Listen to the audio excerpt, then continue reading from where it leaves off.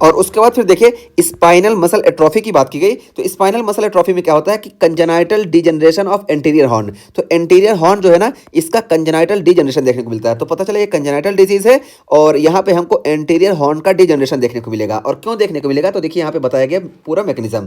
तो देखिए autosomal recessive SMN1 mutation. तो ये ऑटोसोमल रिसेसिव होता है और यहाँ पे SMN1 जीन का म्यूटेशन देखने को मिलता है। और ये SMN1 जीन जो होता है ये सर्वाइवल मोटर न्यूरॉन प्रोटीन को इनकोड करता है। ठीक है, तो जब इसका म्यूटेशन हो जाएगा तो ये सर्वाइवल मोटर न्यूरॉन प्रोटीन का इनकोड नहीं होगा। इस वजह से क्या होगा, डिफेक्टिव SNRNP असेंबली।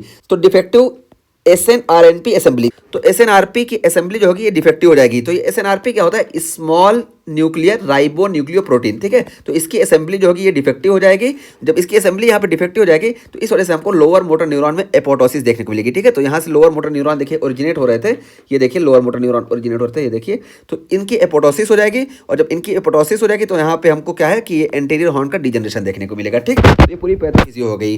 कैसे हुई, तो एक बार फिर से बताएं कि ये SMN1 म्यूटेशन होगा और इसकी वजह से हमको डिफेक्टिव SNRNP असेंबली देखने को मिलेगी, जिसकी वजह से लोअर मोटर न्यूरॉन एपोटोसिस देखने को मिलेगी। ठीक, तो ये चीज हुई। और उसके बाद फिर देखिए बताया गया spinal muscular atrophy type 1 is also called Werdnig Hoffmann disease. ठीक है, तो देखिए स्पाइनल मसल एट्रोफी कई टाइप की होती है और जो टाइप 1 होता है ना, इसको हम वर्डिंग हॉफमान डिजीज भी बोलते हैं और यही जो होता है मोस्ट कॉमन होता है। ठीक है, तो मोस्ट कॉमन की हम बात कर लिए और यहाँ पे हमको SMN1 के म्यूटेशन की वजह से देखने को मिलता है। तो ये हो गई हमारी स्पाइनल मस्कुलर एट्रोफी। ठीक, और यहाँ पे हमको साइन और सिम्टम क्या देखने को मिलेंगे, तो देखिए lower motor neuron sign only.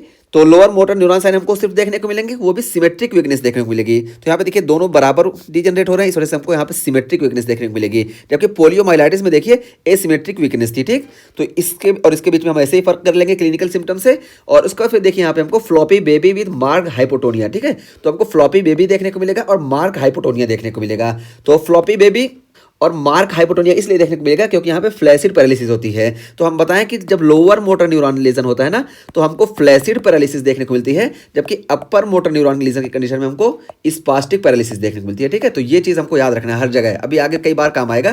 तो देखिए लोअर मोटर न्यूरॉन की कंडीशन में हमको फ्लैसिड पैरालिसिस देखने को मिलेगी। तो इसी फ्लैसिड पैरालिसिस की वजह से हमको फ्लॉपी बेबी देखने को मिलेगा। ठीक है, और ये लोअर मोटर न्यूरॉन ये हाइपोटोनिया भी कॉज करता है। ठीक है, तो हाइपोटोनिया भी देखने को मिलेगी। अपर मोटर न्यूरॉन में क्या है कि हमको स्पास्टिक पैरालिसिस देखने को मिलेगी, साथ में हमको हाइपरटोनिया देखने को मिलती है। और यहाँ पे हमको फ्लैसिड पैरालिसिस के साथ साथ हाइपोटोनिया देखने को मिलती है। तो इसी वजह से देखिए यहाँ पे लोअर मोटर न्यूरॉन का हमको लीजन देखने को मिलेगा, इस वजह से लोअर मोटर न्यूरॉन के साइन देखने को मिले, इस वजह से फ्लैसिड पैरालिसिस होगा और इसी वजह से हमको फ्लैपी बेबी देखने को मिलेंगे। ठीक है, तो ये चीज़ हुई।